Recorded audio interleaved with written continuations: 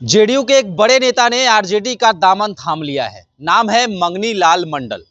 मंगनी लाल मंडल जेडीयू में राष्ट्रीय उपाध्यक्ष के पद पर थे। 5 साल उन्होंने जेडीयू में सेवा दिया, लेकिन जेडीयू से नाराज है। कह रहे हैं कि जेडीयू ने तवज्जो नहीं दिया, राष्ट्रीय उपाध्यक्ष के तौर पर रहे लेकिन वह सम्मान आदर नहीं मिल पाया, इसीलिए आरजेडी में आ गए हैं। घर वापसी हो गई है। देखिए, मंगनी लाल मंडल को लेकर कई तरह की चर्चाएं द बिहार टॉप करता रहा है, हम लोगों ने किया है।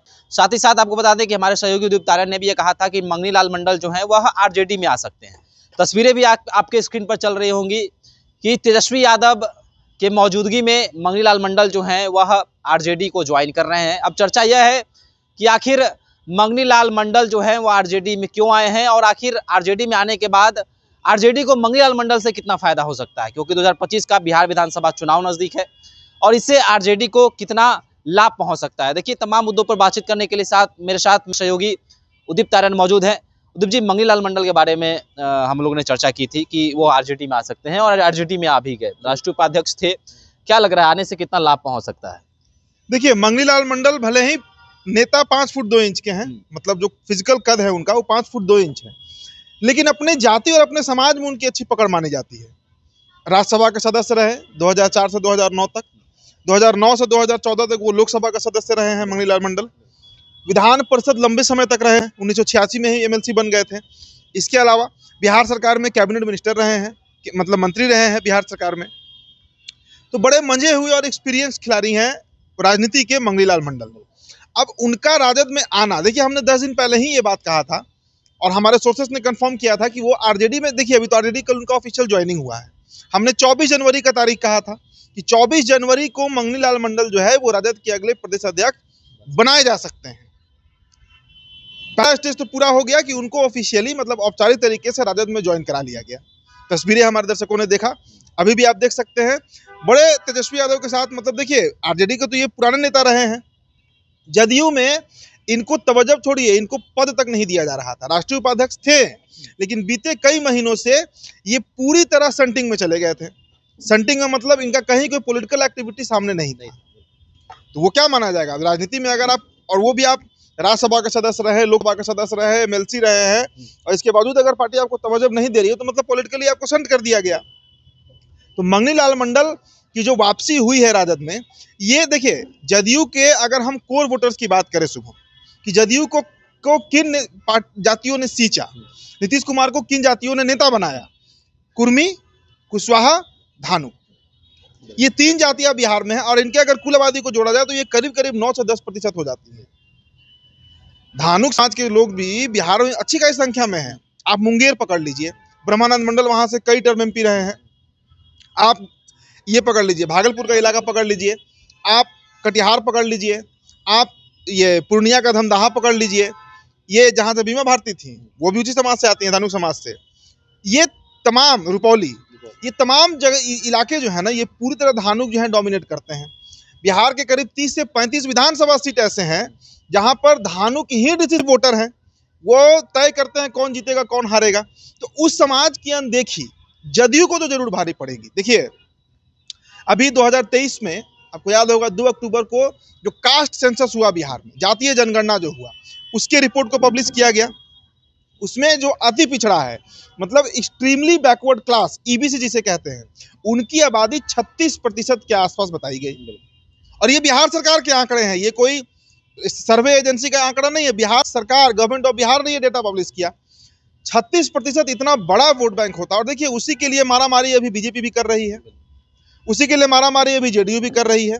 और राजद अपने तरीके से, देखिए राजद ने जो कुशवाहा कार्ड खेला था लोकसभा में, आप तो लगातार कवर कर रहे थे शुभम, मोतिहारी से राजेश कुशवाहा लड़े, नवादा से श्रवण कुशवाहा लड़े, औरंगाबाद से अभय कुशवाहा लड़े, 7 कुशवाहा को टिकट दिया गया। काराकाट से भी कुशवाहा लड़े थे, 7 लोकसभा टिकट दिया गया था कुशवाहा जाति को। तो उसका कितना बड़ा फायदा मिला। शाहबाद से भाजपा साफ हो गई, ससाराम हार गई, आरा हार गई, बक्सर हार गई, औरंगाबाद हार गई, पूरा शाहबाद साफ हो गया। पाटलिपुत्र में भी कुशवाहा जाति ने खुलकर आरजेडी को वोट कर दिया, मीसा भारती 80,000 वोट से जीत गई। तो फायदा तो मिला इसका, इस बात से तो हम इनकार नहीं कर सकते हैं। जो 10 सीटों का नुकसान बीजेपी को हुआ, यही कुशवाहा जाति ने करा दिया। तो अब अगर वही समीकरण धानु के साथ बैठ जाए बिहार के आने वाले विधानसभा चुनाव में, तो ये बहुत बड़ा गेम चेंजर होगा बिहार के पॉलिटिक्स में। और इसी की शुरुआत लालू प्रसाद यादव ने कुशवाहा कार्ड से किया था। अब धानुक कार्ड की बारी है, क्योंकि देखिए इसके अलावा आप एक बात और गौर कीजिए, पार्लियामेंट में, लोकसभा में नेता किसको बनाया गया? अभय कुशवाहा, जो कि हमेशा भारती को नहीं बनाया गया। तो पूरी तरीके से कुशवाहा कार्ड और अब धानुक कार्ड, ये दो ऐसी जातियां हैं जो नीतीश कुमार की कोर वोटर रही हैं, उनका बड़ा मजबूत पाया, बड़ा मजबूत स्तंभ माना जाता रहा है। और देखिए धानुक समाज से कई नेता निकल कर सामने भी आए हैं। आपने लोकसभा का याद कीजिए, हम लगातार खबर भी किए थे, मुंगेर आप गए भी थे कई दिन के लिए। मुंगेर में पीयूष प्रियदर्शी निर्दलीय लड़े थे। टाल के इलाके में जो वहां पर धानुक है वो उनको वोट दिया था। तो धानुक जाति अब पॉलिटिकली एक्टिव हो रहा है, पॉलिटिकली वो एक्टिव हो रहा है। और मैंने कहा ना कि मुंगेर, भागलपुर, कटिहार वाला इलाका में तो बड़े बड़े लैंडलॉर्ड, जमींदार जो हैं वो धानुक आपको मिलेंगे, मंडल मिलेंगे, मंडल जाति। तो मंगनी लाल मंडल एक बहुत बड़ा इनिशिएटिव है, एक बहुत बड़ा गेम चेंजर बिहार की राजनीति में और खासकर लालू प्रसाद यादव के लिए हो सकते हैं। बड़ा आरोप लगाया है कि 3 लोग जो हैं वो जेडीयू को चला रहे हैं। हम लोग पहले से भी खबर करते आ रहे हैं, गुटबाजियां जो हैं जेडीयू में चल रही हैं, और अब जो निकल रहे हैं पार्टी से वो भी आरोप लगा रहे हैं। तो क्या अभी भी गुटबाजियां शुरू हैं और जो आरोप लग रहे थे वो सही हैं? देखिए अगर आप इतने बड़े बड़े लीडर से कह रहे हैं इस बात को, और ये तो तय न है कि नीतीश कुमार के ऊपर कंट्रोल कुछ लीडर्स का हो गया है। अब उसमें नाम चर्चा होती है अशोक चौधरी की, संजय झा का, ललन सिंह का, इन लीडर्स का नाम आता है सामने कि ये लोग जो है जेडीयू को कंट्रोल कर रहे हैं, नीतीश कुमार की पार्टी को हाईजैक कर रहे हैं। और मंगनी लाल मंडल में उन्होंने कोई नया बात तो कहा नहीं। आरसीपी सिंह कई जमाने से ये बात कह रहे हैं, कई जेडीयू के बड़े बड़े लीडर से जो निकले हैं पार्टी से जो ये बात कहते रहे हैं, बार बार कहते रहे हैं। इस बात से हम इनकार बिल्कुल नहीं कर सकते हैं कि आज देखिए नीतीश कुमार जब तक पॉलिटिकली पूरी तरह एक्टिव थे तब तक जदयू में सारे फैसले वो लेते रहे। और नीतीश कुमार को अच्छे से पता है कि धानुक, कुशवाहा और कुर्मी, ये 3 जाति अगर उनके साथ है तो बिहार की सत्ता में वो बने रहेंगे। जो इक्विलिब्रियम होता है, जो बैलेंस होता है बिहार की राजनीति में, उसको बनाए रखेंगे। लेकिन देखिए पहले कुशवाहा कार्ड और अब धानुक, तो ये नीतीश कुमार के मन से तो नहीं हो रहा है। नीतीश कुमार अगर रहते तो मंगनी लाल मंडल आज पार्टी छोड़कर नहीं जाते हैं। एक्टिव है नीतीश कुमार, हम इस बात से इनकार नहीं कर रहे हैं। लेकिन नीतीश कुमार अब वो पहले वाला ही नीतीश कुमार नहीं है जो 2005 में थे, 10 में थे, 15 तक थे। बीते 2-4-5 सालों में नीतीश कुमार काफी इनएक्टिव हो गए हैं पॉलिटिकली। और जो उनका बॉडी लैंग्वेज है, जिस तरह का व्यवहार है, पार्टी का जो रवैया है, हम भी इस बात को निसंकोच कह सकते हैं कि उनकी पार्टी पर कई नेताओं का कब्जा है। और देखिए सबका एक डायमेंशन होता है, एक सबका एरा होता है। 2 डिकेड हो गए, 2 दशक हो चुके हैं नीतीश कुमार के पॉलिटिकल मतलब पीक वाले करियर पे एज ए सीएम। तो अब देखिए मंगनी लाल मंडल जो बात कह रहे हैं तथ्यात्मक है, कोई बहुत गलत बात वो नहीं है। आरजेडी में अगर प्रदेश अध्यक्ष बनाए जाते हैं मंगनी लाल मंडल, जगदानंद सिंह का क्या रोल हो जाएगा फिर? जगदानंद, क्या लोकसभा चुनाव को मद्देनजर रखते हुए जगदानंद सिंह को हटाया जा सकता है, या फिर तेजस्वी सोच रहे हैं कि मंगनी लाल मंडल को लाकर जगदानंद सिंह को साइड किया जाए? विधानसभा देखिए जगदानंद सिंह ने तो पॉलिटिकल रिटायरमेंट ले लिया है, प्रदेश अध्यक्ष के पद का मामला नहीं है। जो रामगढ़ उनके बेटे अजीत सिंह हारे, उसके बाद से ही वो गायब हैं। और अब बड़ा कहते हैं ना कि उम्र की उस पड़ाव पर भी 80 पार कर चुके हैं, जहां पर वो नहीं चाहेंगे, तो अब उम्र के इस पड़ाव पे वो चाहेंगे भी नहीं जगदानंद सिंह कि कोई खराब रिटायरमेंट उनको मिले। इसलिए जगदानंद सिंह अब पॉलिटिकली ही रिटायर हो रहे हैं, आरजेडी से रिटायर नहीं हो रहे हैं, वो राजनीतिक रूप से ही संन्यास अब लेने जा रहे हैं।